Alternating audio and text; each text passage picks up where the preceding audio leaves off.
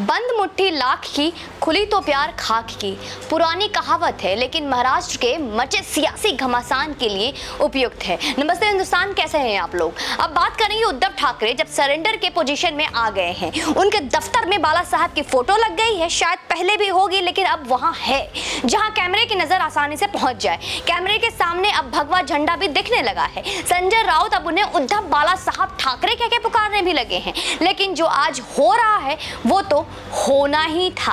मुंबई की खूंटी पर 2.5 साल पहले सत्ता के सियासी सामान की तरह की 3 पोटलियां टांगी गई थी। इसका जिस तरह से गिरकर बिखरना तय था, बिल्कुल वैसा ही हुआ। पोटलियां मुंबई में गिरी, आवाज सूरत और गुवाहाटी से आई। शिवसेना, कांग्रेस और एनसीपी के बीच किसी भी किस्म के तालमेल बाला साहब ठाकरे के जीवित रहते एक असंभव सी घटना थी। वो भी मातोश्री के मूल निवासी की एक शपथ भर के लिए। तीनों के बीच यह एक अप्राकृतिक संबंध था जो बस बारिश की एक रात बन गया था। बाला साहब ने शिवसेना को हिंदुत्व के जिस वैचारिक धरातल पर खड़ा किया, उसके ऊर्जा का केंद्र हिंदवी स्वराज का संस्थापक महान छत्रपति शिवाजी थे। और कोई एक कल्पना नहीं कर सकता कि मुगलों के समय सहयात्री के जंगल पहाड़ों का यह साहसी सिंह कभी अपने आसपास गुर्राने वाले लकड़बग्घों और लोमड़ियों के झुंड से कोई समझौता करेगा। न छत्रपति के बारे में कोई यह कल्पना कर सकता है और न ही बाला साहब के बारे में। छत्रपति ने किसी नाजुक समय में मुगलों के संगी भी की हो तो मुगलों के लिए उनकी असली घातक घात ही सिद्ध हुई है, न कि सिंहासन पर टिकने का कोई तत्कालीन सुविधा। छत्रपति शिवाजी आज इतिहास है, गर्जना करता हुआ शिव सिंह सेना का ध्वज पर है और बाला साहब पंचतत्व में विलीन हो चुके हैं। उनके अवसान में इतने कम समय से ही उद्धव ने शिवसेना का उद्धार कर दिया है। शौक पूरा करने के लिए 2.5 साल की खातिर एक शपथ वे बीजेपी के साथ भी ले सकते थे। जरूर कोई जोरदार खुन्नसी रही होगी जो वो दिल्ली को सबक सिखाने की मुद्रा में मुंबई में अपने पैरों पर कुल्हाड़ी मारते देखे गए। कांग्रेस और एनसीपी के साथ सरकार बनाना शिवसेना के लिए आत्मघाती निर्णय था, लेकिन फोटोग्राफी के शौकीन उद्धव ठाकरे पता नहीं अपना सियासी कैमरा किस एंगल पर फिट किए बैठे थे। वही हुआ जो होना था। बाला साहब की बंद मुट्ठी इसलिए लाख नहीं करोड़ों की रही क्योंकि वे कभी राजभवन में स्वयं की शपथ के लिए नहीं गए। वे मातोश्री के सिंहासन पर रुद्राक्ष की माला और धूप का चश्मा लगाए अपनी लोक लुभावन मुद्रा में पाइप पीते रहे। मुद्दे की बात पर बिना लाग लपेट अपनी बात कहने का मौलिकता मातोश्री में आज किसी के पास नहीं है। अगर उद्धव अपने पुत्र आदित्य सहित उन जैसा आकर्षक धैर्य दिखा पाते तो शिवसेना पर उनकी बपौती एकाध पीढ़ी तक और सम्मानपूर्वक खिंच जाती। उनका वजन कम नहीं, ज्यादा ही नहीं, और आम आज्ञाकारी शिवसैनिकों की नजर में वो बाला साहब के असल उत्तराधिकारी तो कम से कम बन ही जाते। विरासत पे अपना उत्तराधिकारी अब वो खो चुके हैं। उद्धव की शपथ हिंदुत्व को हाशिए पर रखने की शर्त पर ही हुई। विकास अघाड़ी अपने ही नींव खोदकर ऊंची इमारत बनाने का महामौलिक महाप्रयोग था। उनके सिप हंसलाकर संजय राउत के बयान इस बीच जब जब भी सुने गए, वे शहर के एक ऐसे बिगड़ैल नवधनाढ़ की तरह उथले नजर आए जिसे अचानक बड़ी दौलत मिल गई हो और जिसका नशा सिर चढ़कर बोलता हो। राजनीति में एक ऐसे ऊंचे और ओछे बोल वैसे भी अशोभनीय हैं जो बिल्कुल भी शोभा नहीं देते एक बड़े दल के नेता के मुख से। खासकर तब तो और भी ज्यादा विनम्र होने की जरूरत है जब आप स्वयं रेतीली जमीन पर खुद खड़े।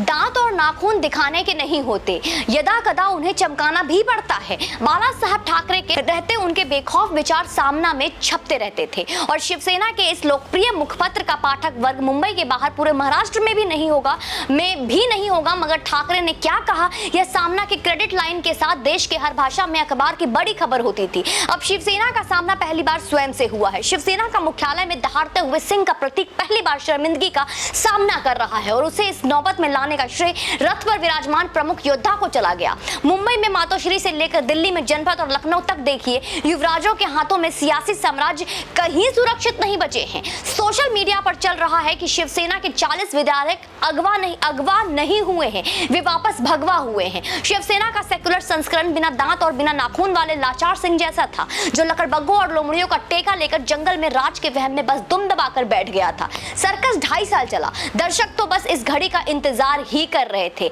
सिंह के किसी न किसी शावक को तो गर्जना करनी ही थी। यह काम एकनाथ शिंदे ने कर दिया। जरा शिंदे जैसे उन शिव सैनिकों के बारे में सोचिए, उनके घरों और दफ्तरों में बाला साहब की एक अदद तस्वीर जरूर टंगी होगी, जिससे उनका रोज आते जाते सामना होता होगा। क्या वे हिंदू हृदय सम्राट की दृष्टि से मिला पाते होंगे?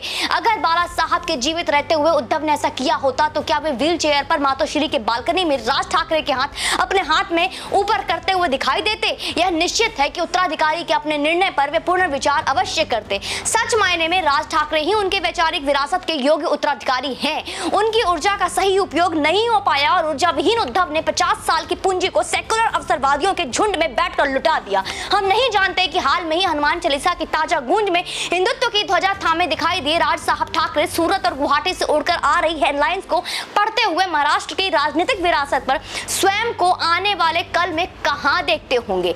महाविकास अघाड़ी के तीनों प्रमुख दलों में एक समानता स्पष्ट है, तीनों ही घोर परिवारवादी पार्टियां हैं। शिवसेना और एनसीपी में दूसरी पीढ़ी गल्ले पर बैठी है और नाम मात्र की राष्ट्रीय पार्टी कांग्रेस की चौथी पीढ़ी बची खुची सियासी खुरचन को अब खरोच रही है। शरद पवार की पारी बहुत लंबी रही है और मुंबई से लेकर दिल्ली तक वे बड़ी कुर्सियों पर ही रहे हैं। राज्य के बाहर उनकी छवि अगर देखा जाए तो जोड़ ममोड़ के, जोड़ तोड़ के वो एक जादूगर से कम नहीं रही है, एक जादूगर की ही रही है दोस्तों। लालू और मुलायम की मॉडल स्टोरी का सार उन पर भी लागू होगा कि लंबी उम्र उन्हें सियासी उठापटक के दृश्यों में टिकाए कब तक भी रखे। आज की जनता की अपेक्षाओं पर वे भी खड़े नहीं हैं। नजरों के उतरी हुई फिल्मों के पोस्टर भी दीवारों पर चिपके हुए दशकों तक झड़ते रहते हैं। शिवसेना के पैजामे से नाड़ा निकल चुका है। महाविकास अघाड़ी को अब महाविकास अघाड़ी उतना कहना समय की आवश्यकता है। बाला साहब की बंद मुट्ठी उद्धव ने तबियत से खोल कर रख दी है। आदित्य के तो बिल्कुल ही खाली हाथ रहने का ही खतरा है और यकीन मानिए अब उनको क्या काम करना है आगे चल के ये भी सोचना बहुत उनको मुश्किल पड़ रहा होगा कि क्या राजनीति में उनका कोई अब भविष्य है भी या नहीं। बाकी इस वीडियो में मैंने कोशिश की है कि शुरू से लेकर अंत तक मैंने आपको एक एक चरित्र का विवरण किया है। आप कितना समझ पाए हैं मुझे कमेंट सेक्शन में मुझे जरूर बताइएगा और इस महाभूचाल महाअघाड़ी सरकार का क्या कहना है और आप इससे क्या समझ पाए हैं कि महाराष्ट्र की राजनीति में क्या होने वाला है। क्या ये सरकार वहां पे बीजेपी की सरकार बन पाएगी?